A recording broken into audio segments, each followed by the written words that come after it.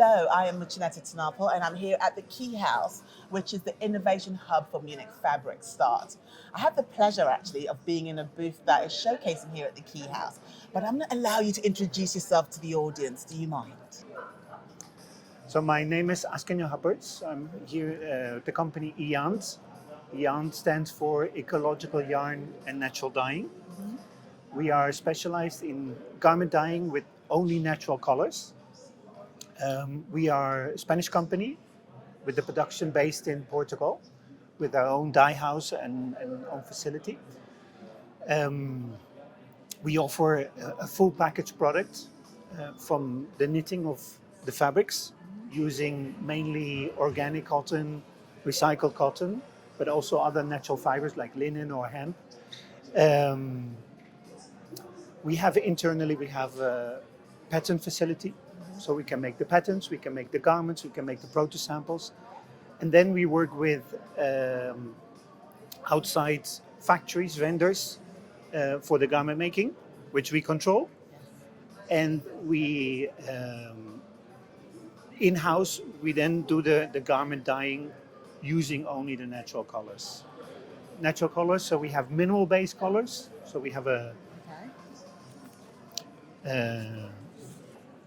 group of colors here, about 52 colors, but we are developing new colors. In total, we have developed about 110 colors. That's a good amount. All of them, these are mineral-based, which we use to dye cotton garments, jersey, fleece, ribs,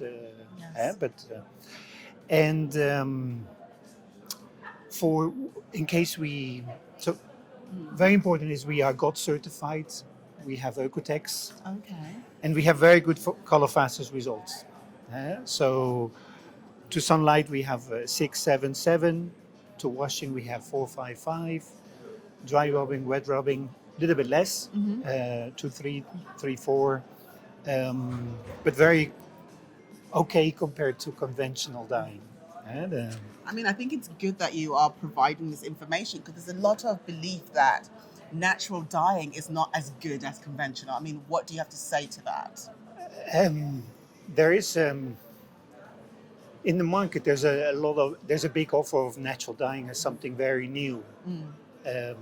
What we have done is we have very strongly focused on this to make sure that we make a completely natural product.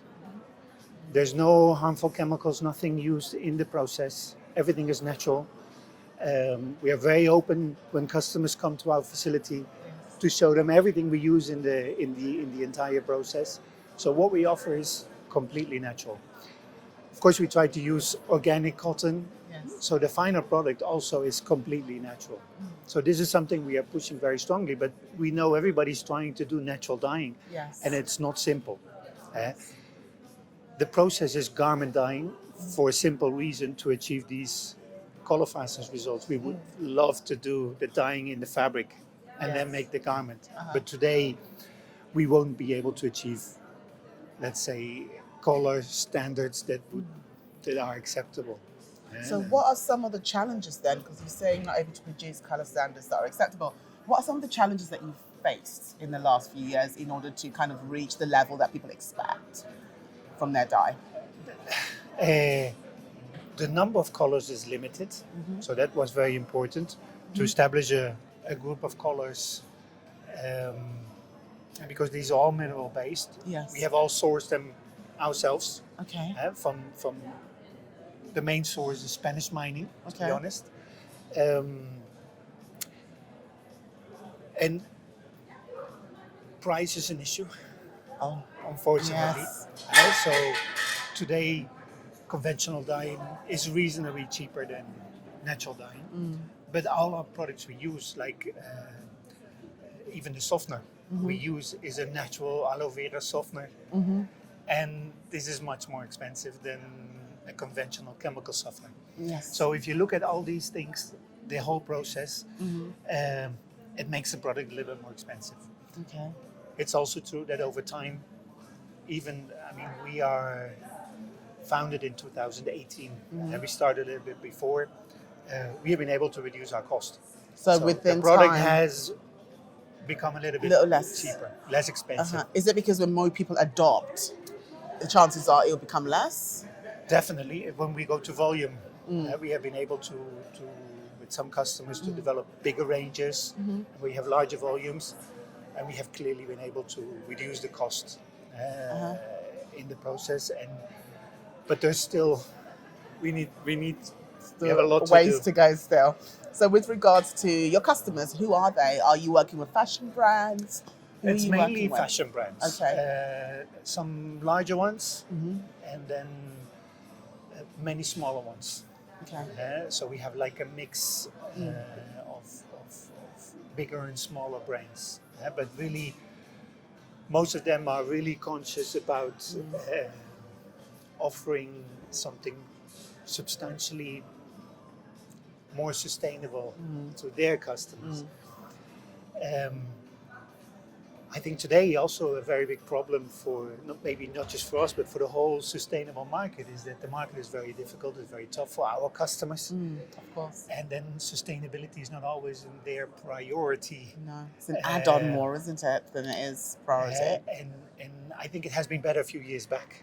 Yes. And probably it will be better in a few years to come from now. Indeed. But at the moment, I think with the whole market, which is difficult for everyone, we feel that when I speak to customers who were interested or are interested in our products, that they are a little bit reluctant to. Their priority is maybe not as natural products, but rather other priorities in their own structure, in their own companies. Of course.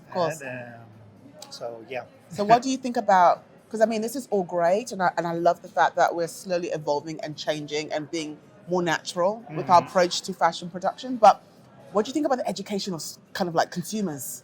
Because I feel like, well, I heard part of the conversation you had yesterday with Lauren from Ghani. Lauren Bartley from Ghani, Yes, and you talked about students that need to be educated. Yes.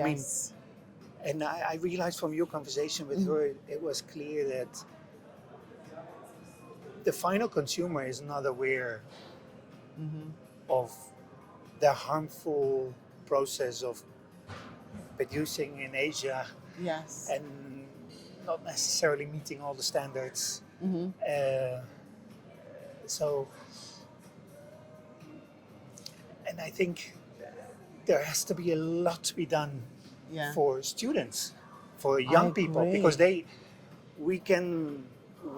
our generation, we can bring new products, but it's the young generation that needs to make the big changes. And they are not at school, they don't teach them. No, we're passing on the knowledge that we have that has got us into this situation in the first place, rather than, for example, for us to ask students, do you know any natural dye companies or solutions? The chances are no one will. No one will. No, I'm convinced no one. No one will. No I young think there's people. some consumers that know that this dyeing is bad, but I don't think they know there's solutions to that problem. Definitely not. And I think that is the problem. So how can we fix that? In your opinion, how do you think, in the ideal world, how can we fix that solution? Do you think we need to do courses? Do you think that? Well, I think we need to educate people. Like Lauren said at Ghani, they are teaching the employees in the companies. Well, that's something to start with. That's a good start. But at universities and high schools, I mean, I think we should start younger. Kids of 16, 17. I have a daughter of 17. Yes. They should be aware of what is it's their life. I mean, it's their water that gets polluted. We use their resources to make the garments. So I think it's important that they know what it is about. But probably we have to start with the teachers. I think we have to start with the educators. I agree. The educators, whether they be teachers, whether they be people in a company, they need to be educated so they can educate their consumers, and we need to educate the teachers so they can educate the students. So we need to start with them first. I definitely agree. I definitely agree. I mean, we at Eyand, we try to be very, whatever we do needs to be, we think about what is the purpose, how can we be more natural? Yes. In our factory, we have installed factories based in the north of Portugal where it rains a lot. Yes. We collect water from the roof, Mm-hmm. which we use in the dyeing process. Oh wow. We recycle 40% of the water we use, in which we use. So during the different processes of the dyeing, we can reuse that water again. Okay. The remaining 60% we use for it goes through a very simple filter system and is used for irrigation in agriculture.